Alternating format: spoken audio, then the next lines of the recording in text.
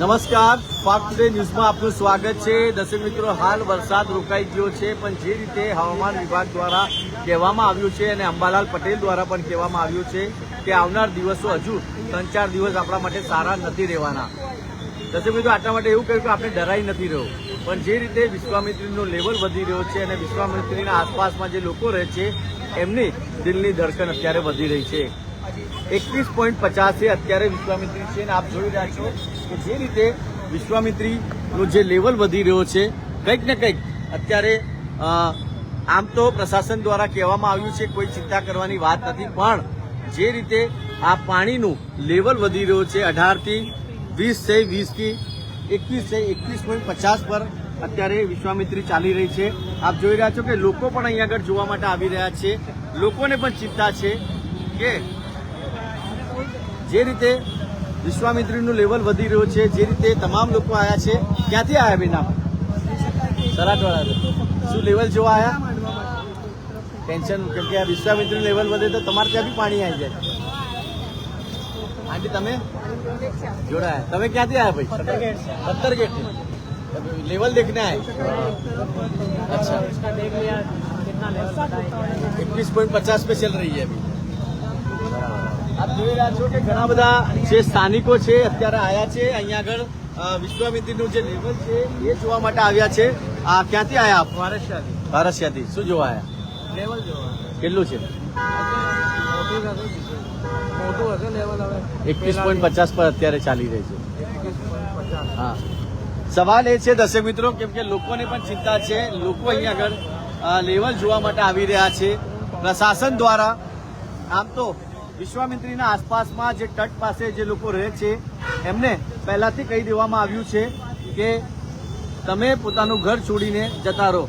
વિશ્વામિત્રીનું level વધે છે ત્યારે આસપાસ જે વિશ્વામિત્રી ઇન્દ્રાનગર હોય, કલ્યાણનગર હોય, સિદ્ધાર્થ બંગલો, ઉર્વી સ્કૂલની આજુબાજુની જે સોસાયટી હોય, સિદ્ધાર્થ બંગલોની જે સોસાયટી હોય, ત્યાં સૌથી વધારે પાણી વિશ્વામિત્રીનું અસર કરે છે અને લોકોના ઘરમાં પાણી ઘૂસી જાય છે। આપણે જોયું હશે દર્શક મિત્રો કે જે વરસાદ જે પૂર આવ્યું હતું, સૌથી ઇફેક્ટેડ એરિયો સિદ્ધાર્થ બંગલો હોય, સિદ્ધાર્થ બંગલોની આસપાસના લોકો અને 2 દિવસ 3 દિવસ સુધી પાણીમાં રહ્યા હતા। આ જ ચિંતા અત્યારે હવે લોકોને સતાઈ રહી છે। શું કહેશો? કેમ કે અત્યારે તો વરસાદ રોકાઈ ગયો છે, પણ એક ડર લાગી રહ્યો છે। બધા માણસોમાં એ તો જોબ પર હોય, બિઝનેસ પર હોય, કયા લોકો ફસાઈ ગયા છે, એ લોકોની ગાડી ફસાઈ ગઈ હશે, એ નુકસાન થયું, ઘણું નુકસાન થયું, બહુ નુકસાન થયું।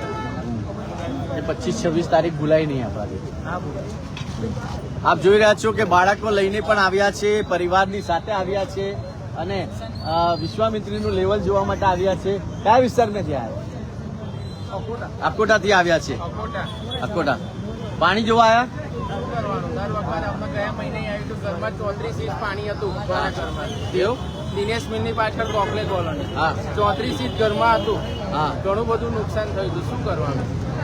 અને દર વખત બીક જ લાગે છે, એને ચેક કરવા આવવું પડે છે। હા, હા, એટલે પણ આ પાણી અત્યારે તો 21.50 પર ચાલી રહી છે। બરાબર છે, પણ હવે ભયજનક જેવું તો ધીમે ધીમે વધતું જાય છે, તો શું કરવાનું? પ્રશાસન તરફથી કોઈ તમને કોઈ હજુ સુધી મદદ નહીં, ગયા મહિને પણ કોઈ મદદ નહીં, કોઈ સર્વે કરવા નથી આવ્યું, હા, કોઈ મદદ નહીં? કોઈ મદદ નહીં। નાના છોકરાઓ છે, આ છે, તે શું કરવાનું? સિનિયર સિટીઝન છે, ઘરમાં પેરેન્ટ્સ છે।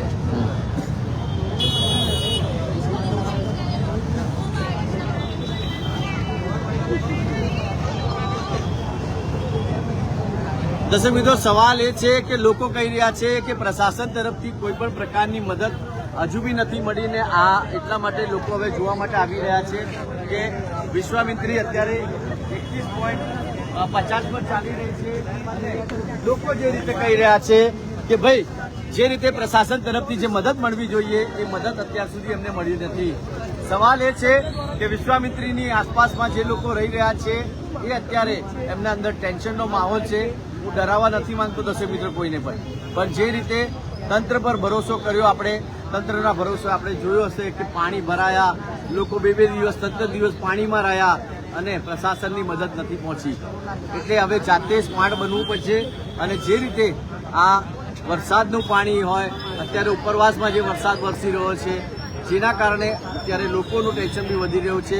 એટલા માટે અલગ અલગ વિસ્તારમાંથી લોકો અહીંયા આગળ આ પૂરનું જે પહેલા પૂર આવ્યું હતું, હવે તો આજે વરસાદ વરસ્યો છે, પણ જે રીતે વિશ્વામિત્રીનું લેવલ અત્યારે 21.50 પર પહોંચી છે, ધીરે ધીરે આનું લેવલ વધી રહ્યો છે, એટલે વડોદરાના જે લોકો છે એમની દિલની ધડકન પણ વધી રહી છે.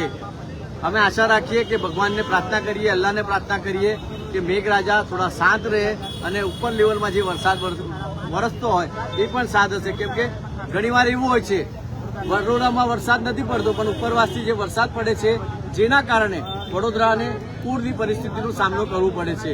ઘણી બધી સોસાયટીઓમાં પાણી ભરાયા, આજે પણ વરસાદ પડ્યો અને એવામાં સોસાયટી પાણીગેટ હોય, આજવા રોડ હોય, કલ્યાણનગર છે, કારેલીબાગની ઘણી બધી સોસાયટીઓ છે, તમામ જગ્યાઓ પર 3 થી 4 કલાક જે ધોધમાર વરસાદ પડ્યો, જેના કારણે લોકો હેરાન પરેશાન થઈ ગયા, લોકોના ઘરમાં પાણી ઘૂસી ગયા.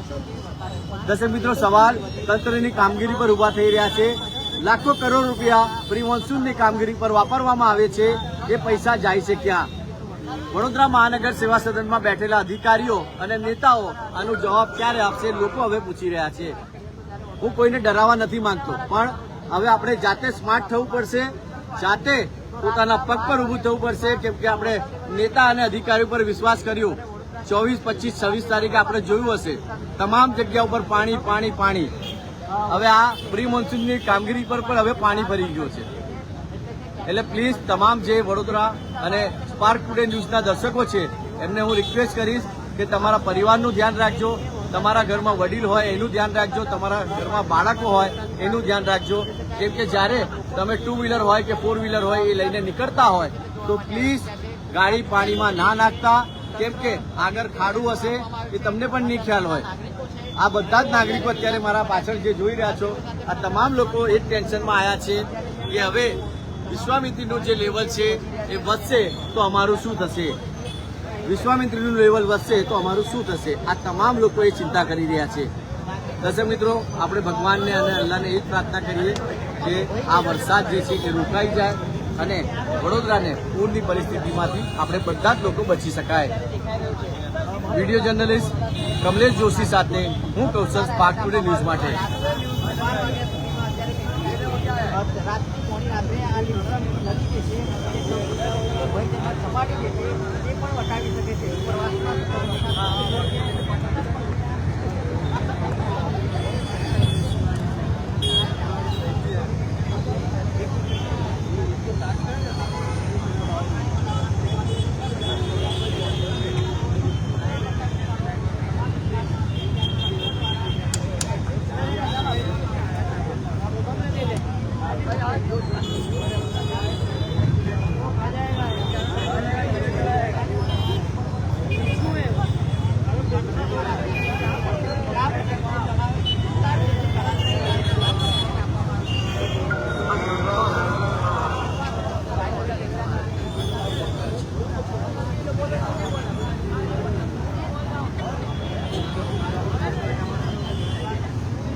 આ બિચારો વિશ્વામિત્રીના બ્રિજની લાઇટ બી બંધ થઈ ગઈ છે દર્શક મિત્રો, અને અત્યારે આ જે ભાઈ છે એ લાઇટ લગાવી રહ્યા છે પાણીનું લેવલ જોવા માટે.